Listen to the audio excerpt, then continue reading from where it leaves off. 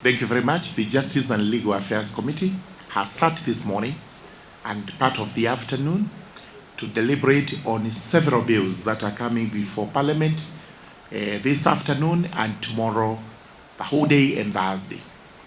The most urgent ones are the miscellaneous amendment bills, numbers 67 and 68.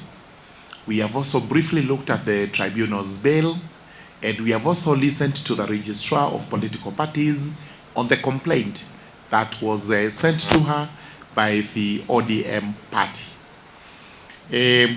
As regards miscellaneous bill number 67, we have considered the proposal to amend the Parliamentary Service Act and the Judicial Service Act so that these two commissions, the JSC and the PSC, can actually work on conditions of employment of their members and staff. Representations were made for and against, and this committee will have to take a decision because the SRC, the Salaries and Remuneration Commission, was against the proposed amendments, while there was support from the JSC and the PSC. We have also looked at miscellaneous amendment number 68, in which the Honorable Attorney General proposes to detach his office from the Public Service Commission. He has argued that this is an independent office that needs to be treated in equal measure with the Office of the Director of Public Prosecutions. He has also argued that it is technical. It's a technical office that employs qualified staff, technical staff, and therefore he needs to have control over recruitment, promotion, and eventually remuneration in consultation with the SRC regarding his staff. Again, there was opposition. There was the special opposition was from PSC, the Public Service Commission, which identifies the Office of the Attorney General as not being an independent office, but an office within the public service.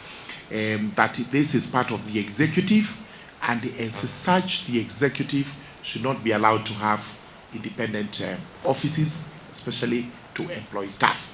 Again, we will look at this and make a decision, a recommendation to the House as regards the proposed amendment.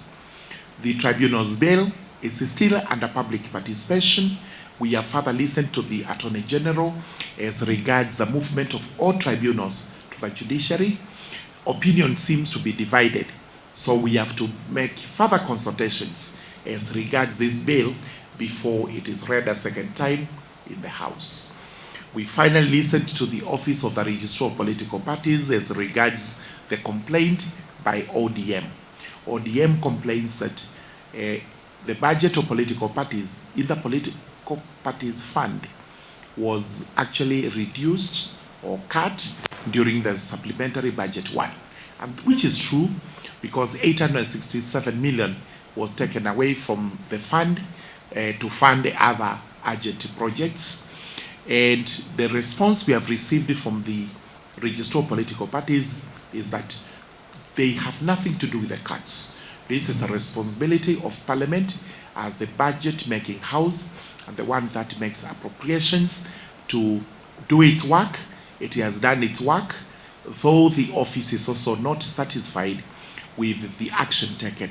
And they have said they will make recommendations to the House for reconsideration and, if possible, reinstatement of part of that money in supplementary. Thank you very much. We cannot rule out possibilities of the money being restored if it is available. We know there are priorities that have to be met, but we will have to wait for supplementary 2 to come, and we just assure ODM that it is the budget making process, it is the House of Parliament that reallocated the money, and it has nothing to do with the Registrar of Political Parties. More radio, 88.2 FM. We are in charge.